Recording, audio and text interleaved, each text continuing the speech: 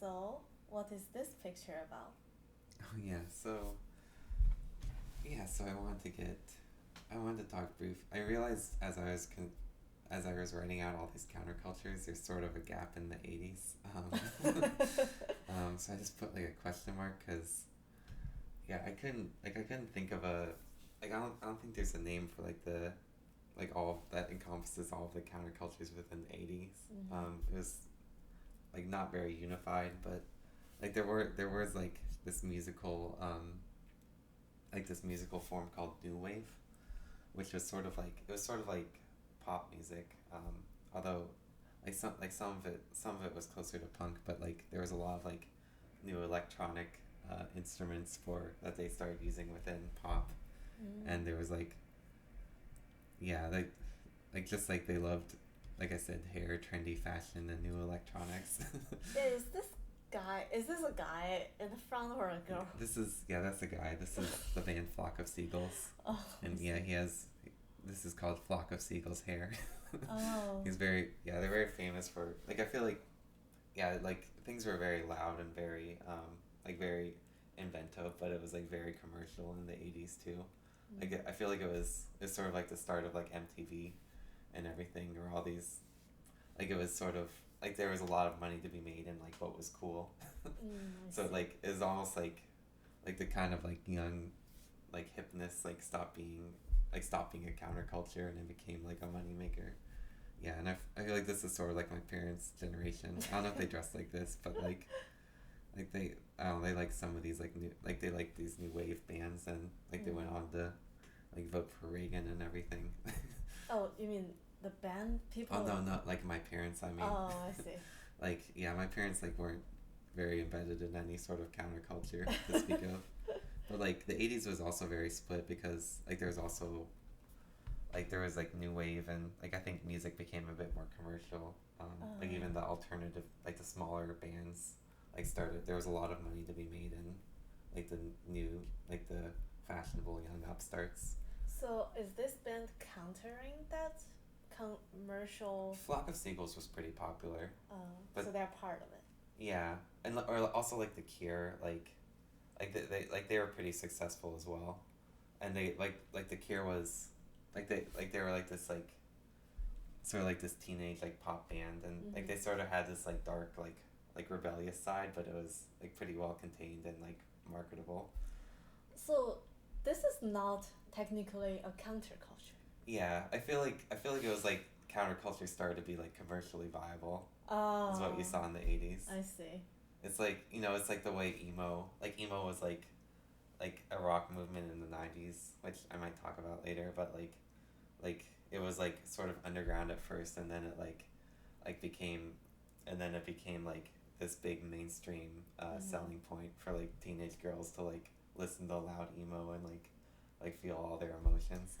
I guess the mainstream culture is what generates most profit. Yeah, right. So yeah, I feel like you just saw the countercultures. Like '70s was such a lively counterculture that Yeah.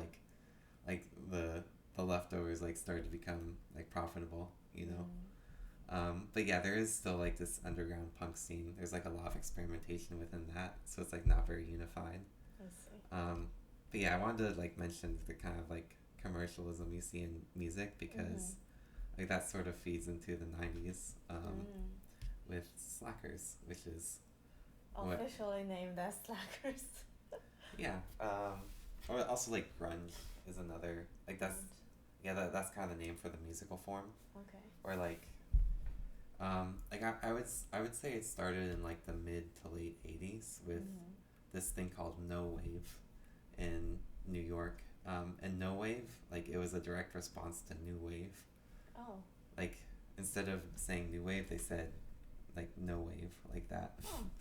That's what they called their music. Like, and it was this kind of avant-garde art form where they were like they experimented with a lot of different mediums, but like there was a lot of like guitar music that Mm-hmm. like used like alternate tunings or like modified guitars and like Mm-hmm. sort of made like noise rock, and it was like it was like they were making things like specifically to be not commercially viable. Like I feel like that's like some of the like in the underground punk, that's sort of the developments you see in the late 80s. I see. So it's countering the commerciality. Yeah, right. And it's sort of a response to like Reaganism in the 80s. I think I've said this a lot. Like, Yeah. and that's why it becomes like a slacker culture. Like No Wave wasn't. I wouldn't call it like slacker per se. It's not like they were lazy. It's just like they wanted to create something new. But then like I feel like after the Reaganism in the 80s, like it's like Reagan was sort of like America's like back to work again, and like there's all this, you know, like renewed sense of like their potential to like be great leaders in industry and everyone. I see. And yeah, this like sort of tied into the commercialism you saw it with like New Wave and everything. So like I feel like it was a response to like just like the sense that like capitalism was like invading everything. You know, and there's like sort of this anti-commercialism where there's like these altered guitars, there's screaming, like everything's unrefined, it's like not radio friendly at all, but it's like like this is actually my favorite area of music because there's like, why is that? well, it's like because like there's so much experimentation that there's like they like think they just happened across a lot of things that are actually like really musically compelling. Like there's I see.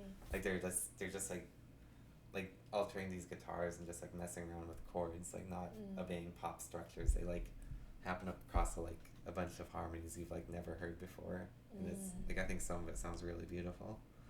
So it's sort of similar to the first movement we talked about. Beatniks. Yeah. Yeah. Like no boundary, sort very of free. Yeah, sort of a return to that. It's just like the passion to like discover something new again. Yeah. And it's but it's like I feel like it's I feel like it's like particularly a response to like the 80s culture and like the like renewed hope in capitalism, and like there are all these kids' parents are telling them like we're trying to like be hard on them. We're like, we're not gonna make hippies again. So traumatized. Like they're not gonna be like all those other assholes I grew up with. So like I feel like all these parents like try to sit them down and tell them like, and they're like, you need to work hard, like you're gonna have a family, and then like they're kind of like why should I want all of that? And then you're like, because that's what makes you happy. But like I feel like this is them saying like you know that doesn't really make me happy. Like I don't think the state like really tells me what I should be doing. So that's why there's like slacker culture, where like, you know, I guess that could be helpful and all, but there's like so many new sounds I could discover. There's like so many other interesting things that aren't like heralded by that no company tells me about, that like, you know, like I'm not gonna find value within this within this commercial sphere. Individualism is very prominent in this era, I feel like. Yeah, that's I feel like that's something that's, if there's one like common theme in American culture in general, it's individualism. Yeah. It's like everyone's like trying to find ways to be unique.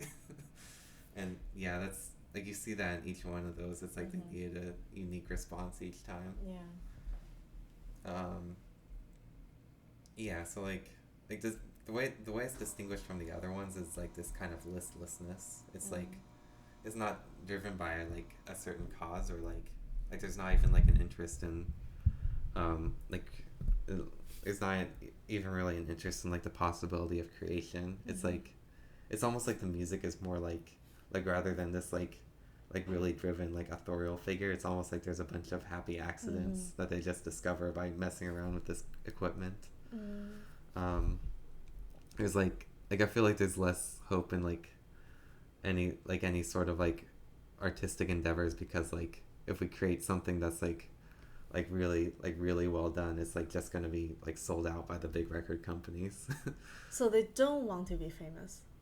Yeah, that's something like you see a lot of groups like in Washington D.C., especially like the Discord label. Like you see a lot of bands like starting their own labels. I see. And like maybe recording equipment is also a bit more accessible, but there's more people just like pressing their own records, and like hell, we can make whatever we want now. Like we don't have to wait to get turned away by the record companies. And it was sort of like late into the mid 90s where record companies started to discover like, oh my god, this like animates so many people, whatever this is. Like we need to make money off of it. Like apparently Fugazi, like the most famous band, the one who started, like played a big hand in starting that Discord label, like they apparently got an offer from Warner Brothers that was like, he said it was very similar to the deal he gave like Mick Jagger of the Rolling Stones. Wow. And he said, and they just like turned him away at their concert. Well, they're certainly not going after money. Yeah, but I mean, like some bands like Nirvana, for instance, did become big money makers. So do you think the fame or signing a big a commercial company affected their music? Well, sadly, like Kurt Cobain didn't live very long. Yeah, he actually committed suicide. People think because like he was extremely famous, and people think it got to him. But, yeah, I mean, yeah, none of their music was like what I would call sold out. Like I actually think Kurt Cobain was a very original songwriter. But like, yeah, there's definitely some bands that like took punk and like Green Day. I mean, like they're actually a pretty like talented group of kids, but like, yeah, Green Day became like very commercial. I see. And like Blink-182 was like probably like the band who's like most infamous for like selling out punk and making it very commercial. I see. Yeah. Yeah, so the idea is like to find an expression that's like not marketable in the first place. Even though later like a lot of grunge music was marketed nevertheless. This is a picture of Pavement, which is like, I feel like the band that most embodies like slacker rock of just like it's just like these happy accidents, and like there's a lot of like actually like I think he's actually a very brilliant writer. There's a lot of like lyrical beauty to it, but it's like not like there's not a lot of like coherent ideas in the lyrics. It's just like kind of these moments of inspiration, but they're not really guided by any sort of principle. Huh, I see. So they don't want to be commercialized because they don't want to be directed by the market. I think so, yeah. I see. So they want to stay independent and original. Yeah, it's like finding a place for creativity again when like commercialism, like mass media culture was expanding. Okay. Cool. Okay. Yeah, I wanted to talk briefly about Hipsters, just briefly, because I think it's sort of like I feel like it's sort of my generation, I'd say. Gen Z. Where are we? Well, I'm sort of like the end of millennials. Well, you put 2000 to 2010. That's sort of Gen Z. Yeah, but people who were not people who were born then, okay. but like people who were like, yeah, I think all of these you could find like you could think of these as people who were teenagers in this era, or the people like embodying this era. Okay. Yeah. So yeah, this is still the tail of millennial. Yeah, like I was sort of on the tail end of this, I think. But like, yeah, I think like I'm gonna play this genre-bending folk music in this obscure coffee shop, and like, of course, there are only 3 people are here. Nobody really understands my work, anyways. It's like I feel like this is less of like a specific counterculture than just like this social phenomenon that was like that reflected like the impossibility of finding a new subculture. It's like things were so. I think it's like basically after the failure of subcultures after the dawn of the internet. The failure of subculture? You mean the failure of counterculture? Of counterculture, yeah. Why would it fail because of the internet? Because like I think like things were just like so overloaded with mass media culture. Like it's like almost like hipsters. Like I think there was a New York Times article that I think put it really well. Like they sort of like fetishize the integrous.